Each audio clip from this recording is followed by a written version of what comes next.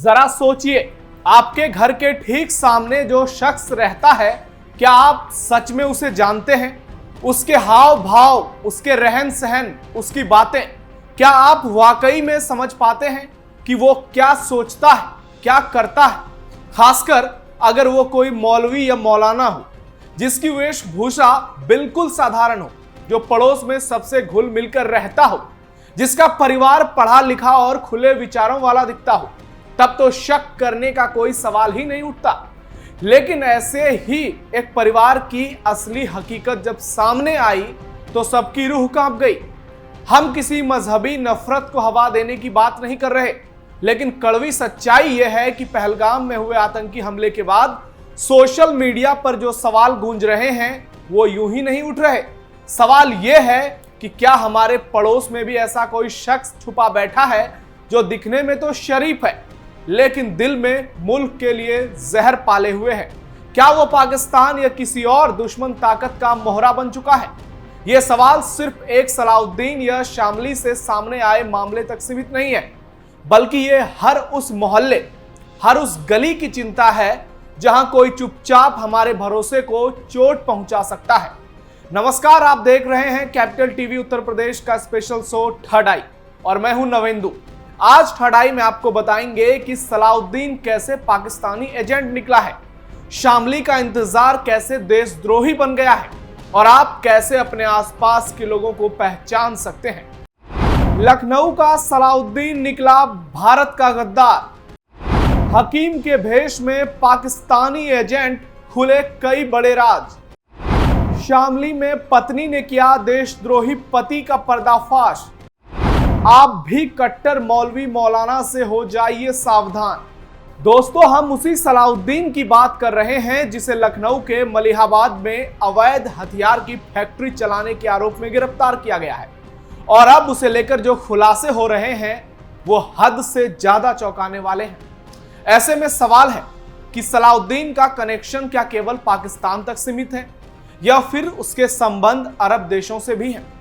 हो सकता है ये किसी बड़े आतंकी संगठन के लिए काम करता हो सकता है ये पाकिस्तान में बैठे आतंकी मौलाना मसूद अजहर या जिहादी हाफिज सईद के लिए काम करता हो सकता है ये अरब देशों के आतंकी संगठनों से भी जुड़ा हो, ISIS, हिजबुल्लाह, ये हयूती और ऐसे कई लोग आपके आसपास भी हो सकते हैं। हम ऐसा इसलिए कह रहे हैं क्योंकि उदाहरण के लिए आप शामली से आए नए मामले को समझ सकते हैं, जिसमें एक महिला ने अपने ही पति पर देशद्रोह का आरोप लगाया है और सोशल मीडिया पर लोग सलाउद्दीन और इंतजार को अब गद्दार कह रहे हैं और इन पर कड़ी कार्रवाई की मांग कर रहे हैं। पाकिस्तान से सलाउद्दीन का निकला खास कनेक्शन। लखनऊ के मलिहाबाद में जब आरोपी सलाउद्दीन के घर पुलिस ने 5 घंटे की छापेमारी की तो भारी मात्रा में हथियार बरामद हुए। हथियार बनाने की अवैध फैक्ट्री का भंडाफोड़ हुआ, लेकिन जो खुलासे हुए उस पर आपको भी गंभीरता से सोचना होगा, क्योंकि मामला बहुत संवेदनशील है जो सीधे आपकी जिंदगी से जुड़ा है। आपको बता दें कि सलाउद्दीन के पाकिस्तानी कनेक्शन की बात की पुष्टि हो गई है, यहां तक कि पाकिस्तान में उसकी रिश्तेदारी की बात भी सामने आ गई है। कुछ दिन पहले वो कश्मीर भी गया था। पुलिस पता लगा रही है कि पाकिस्तान में रहने वाले रिश्तेदारों से उसका कितना संपर्क है और कश्मीर वो आखिर क्यों गया था। पुलिस आरोपी से लगातार पूछताछ कर रही है और इस मामले से जुड़े तमाम नेटवर्क को भी खंगाला जा रहा है। जानकारी के मुताबिक आरोपी हकीम कश्मीर तक हथियारों की खेप सप्लाई करता था। कॉल डिटेल रिकॉर्ड में POK यानी पाकिस्तान अधिकृत कश्मीर में रहने वाले संदिग्धों से उसकी बातचीत के सबूत मिले हैं जो सलाउद्दीन की गद्दारी को प्रमाणित कर रहे हैं और इसलिए इस मामले में अब ATS ने भी छानबीन शुरू कर दी। पुलिस के साथ साथ खुफिया एजेंसियां भी जांच में जुट गई हैं। जांच के दौरान पुलिस को एक लैपटॉप मिला है जिसे खंगाला जा रहा है। माना जा रहा है कि इससे हथियार तस्करों का ब्यौरा मिल सकता है। वहीं पुलिस लैपटॉप और मोबाइल से आरोपी के आतंकी कनेक्शन की भी जांच कर रही है। हथियार बेचकर सलाउद्दीन ने की करोड़ों की कमाई।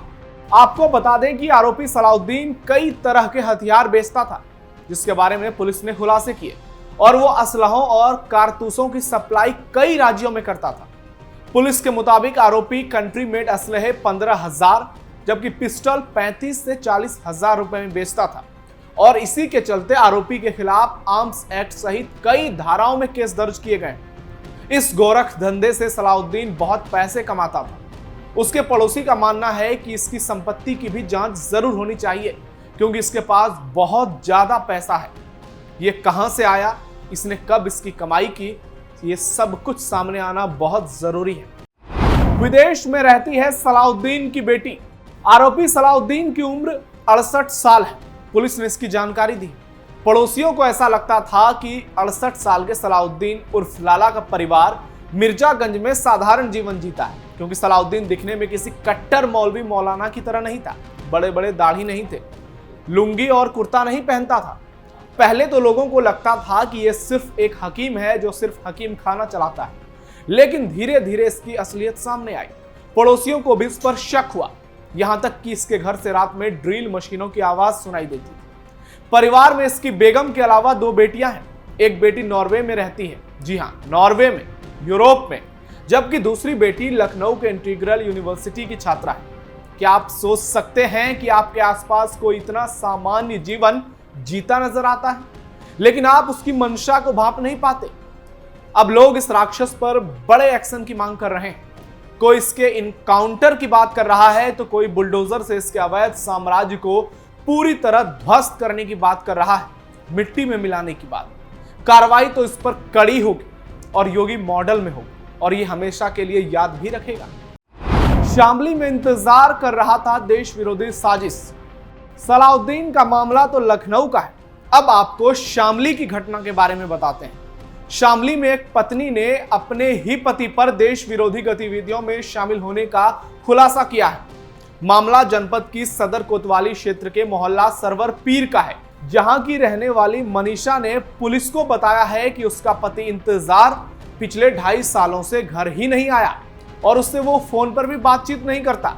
एक दिन अचानक मनीषा घर में कुछ कागजात देख रही थी, तो उसने देखा कि उसके पति इंतजार के नाम से अलग अलग आधार कार्ड और अलग अलग नाम से प्रमाण पत्र रखे हुए हैं और उस पर इंतजार के फोटो भी लगे हैं। इतना ही नहीं, इंतजार ने विवाहित होते हुए भी किसी मौलवी से अविवाहित होने का प्रमाण पत्र बनवा रखा है, जबकि इंतजार के 2 बच्चे भी हैं, जिसमें एक बेटा और एक बेटी है। यह सब देखकर मनीषा के पैरों तले जमीन खिसक गई, उसके होश फाख्ता हो गए।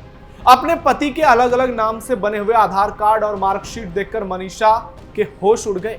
वो चौंक गई, हैरान हो गई, परेशान हो गई और उसने फौरन पूरी बात अपने परिजनों को बताई, जिसके बाद मनीषा ने अपने परिवार के साथ मिलकर कोतवाली जाकर पुलिस को पूरी जानकारी दी और कहा कि उसका पति देश विरोधी गतिविधियों में शामिल हो सकता है। इसकी कड़ी जांच हो और उस पर कड़ी कार्रवाई भी हो। साथ ही उसने ये भी कहा कि अगर पति देश विरोधी घटनाओं में शामिल होता है तो उसकी कोई जिम्मेदारी नहीं।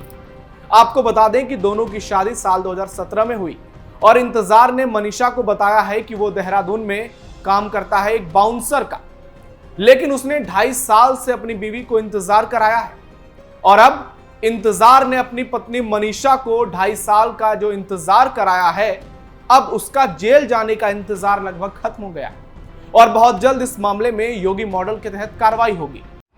सावधान, आपका पड़ोसी कर रहा है साजिश। जरा सोचिए, हकीम के भेष में सलाउद्दीन, इंतजार के भेष में देशद्रोही, ये सब आपके और हमारे आसपास के ही हैं।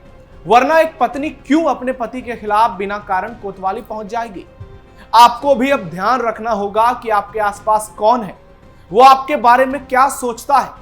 क्या वो आपके बगल में आपका पड़ोसी बनकर आपकी ही कब्र तो नहीं खोद रहा, आपकी खुशियां उजाड़ने का षड्यंत्र तो नहीं रच रहा है, या फिर आपके भारत को दहलाने की नापाक साजिश तो नहीं कर रहा?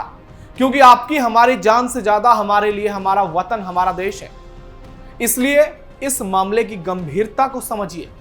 आपका कोई भी पड़ोसी आज सलाउद्दीन या कल इंतजार निकल सकता है, इसलिए अलर्ट रहिए, अपने आसपास पैनी नजर रखिए और खासकर अपने पड़ोसियों से सावधान रहिए। फिलहाल थर्ड आई में आज के लिए इतना ही।